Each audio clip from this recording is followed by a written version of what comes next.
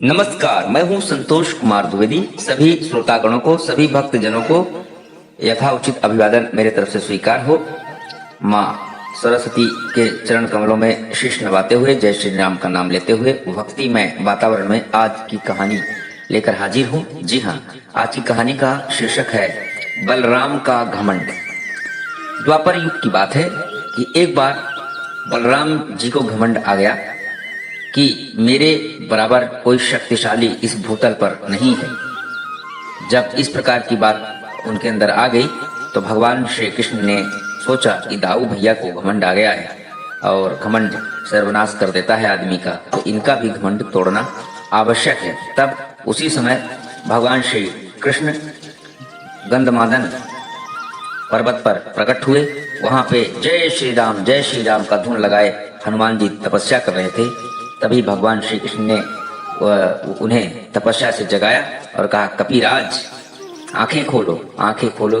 खोलने पर प्रभु को सामने पाया हनुमान जी ने और उन्हें प्रणाम किया और आने का प्रयोजन पूछा कि प्रभु आप हमारे पास आए हैं तो मुझे बहुत अच्छा लगा कि आपके दर्शन होंगे। आपने हमें त्रेता युग में वचन दिया था कि आप हमें द्वापर में भी राम लक्ष्मण और सीता मैया के रूप में दर्शन देंगे, तो प्रभु कब वो दर्शन देंगे? तब भगवान श्री कृष्ण ने मुस्कुराते हुए कहा, हाँ, मुझे अपना वचन याद है। अब वो समय आ गया है कि हम आप अपनी प्रतिज्ञा को, अपनी वचन को पूर्ण करें। तो आपसे ये निवेदन है कि हमारे दाऊ भैया को थोड़ा घमंड आ गया है, आप उनके घमंड को तोड़िए। तब बजरंग बली ने कहा, प्रभु ये मेरे से कैसे हो पाएगा? वो तो खुद ही शेषनाग के अवतार हैं, मैं भला उनकी शक्ति का मुकाबला कैसे कर पाऊंगा? तब भगवान श्री कृष्ण ने मुस्कुराते हुए कहा, आप इसकी चिंता मत कीजिए, ये सब आप हमारे ऊपर छोड़ दीजिए, बस आप मेरा इतना काम कीजिए। तब जो है बजरंग बली ने कहा, जैसी प्रभु की इच्छा। इतना कह करके भगवान श्री कृष्ण वहां से अंतर्ध्यान हो गए, द्वारिका पहुंच गए। तब जो है बजरंग बली ने वानर का रूप बना करके, जो उनका असली रूप है, द्वारिका के पुष्प वाटिका में पहुंच गए और वहां एक एक पेड़ को उखाड़ उखाड़ कर फेंकने लगे, फल खाने लगे। कई सारे व्यक्ति और कई सारे सैनिक उनको रोकने का प्रयास किए, लेकिन हनुमान जी तो हनुमान जी हैं, किसी से नहीं रुके। यह समाचार जब बलराम जी के पास पहुंची, लोगों ने बताया, एक विशाल काय बानर आया है और हमारी पुष्प वाटिका को उजाड़ रहा है और फल भी खा रहा है, वृक्ष भी तोड़ रहा है, फूलों को तहस नहस कर दिया है बहुत। तब बलराम जी ने कहा, आप लोगों से कुछ नहीं हुआ? बोले, हम लोग उसको नहीं संभाल पा रहे हैं, वो अत्यंत शक्तिशाली और बलशाली है। तब बलराम जी ने कहा, क्या मेरे से भी ज्यादा वो शक्तिशाली है? बोले, हाँ, लग तो ऐसे ही रहा है। क्रोध में आके बलराम जी ने कहा, चलो मुझे दिखाओ कहाँ पे है वो बानर। बलराम जी गए और उस बानर को बोला, अरे बानर दोस्त, तू ये क्या कर रहा है? तुझे पता नहीं ये द्वारिका नगरी है और इसका रक्षक मैं हूँ बलराम। मैंने जो है एक ही मुट्ठी से कई राक्षसों को धराशाही कर दिया है, तुझे पता नहीं है? तो बजरंग बली मन ही मन जय श्री राम का नाम ले रहे थे, कुछ नहीं बोल रहे थे। जब कुछ नहीं बोल रहे थे, मौन थे, तब बलराम को और भी गुस्सा आ रहा था।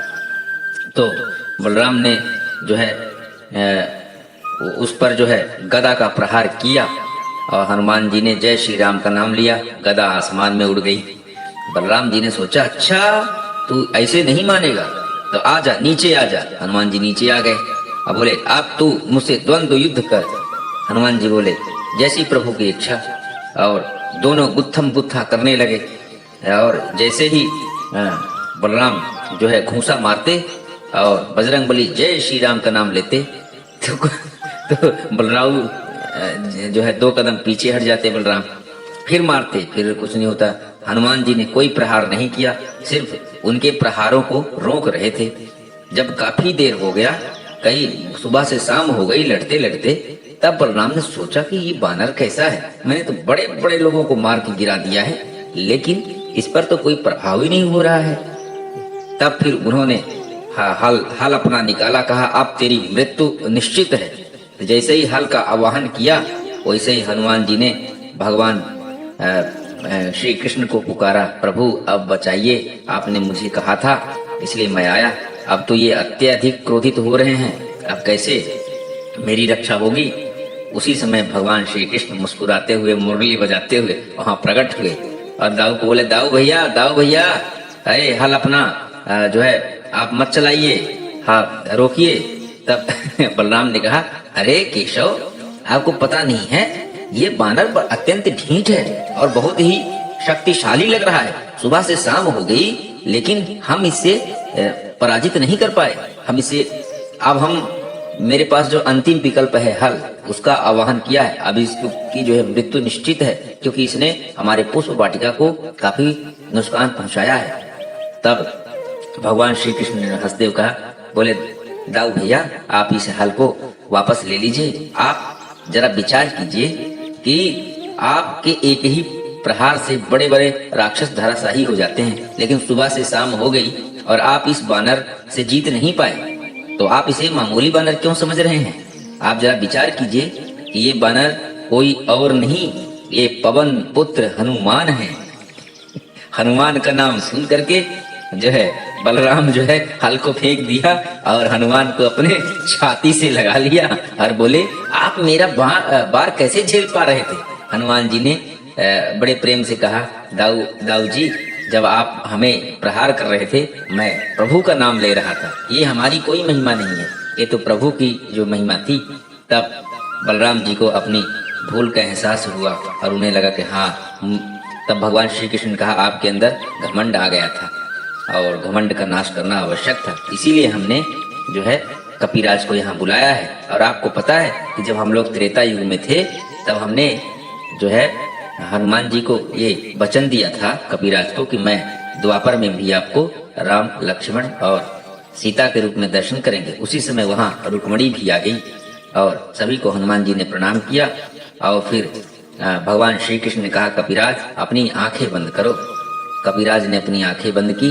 तब भगवान श्री कृष्ण ने उन्हें राम लक्ष्मण और सीता के रूप में अपने आप को परिवर्तित कर लिया। राम बन गए भगवान श्री कृष्ण, बलदाऊ जी लक्ष्मण बन गए और रुक्मणी सीता के रूप में बजरंग बली के सामने आ गई। बजरंग बली ने उनका दर्शन किया और कृतार्थ हो गए और उनके चरणों में गिर पड़े, बोले प्रभु आज बहुत दिनों की अभिलाषा आपने हमारी पूर्ण कर दी, आपका कल्याण हो।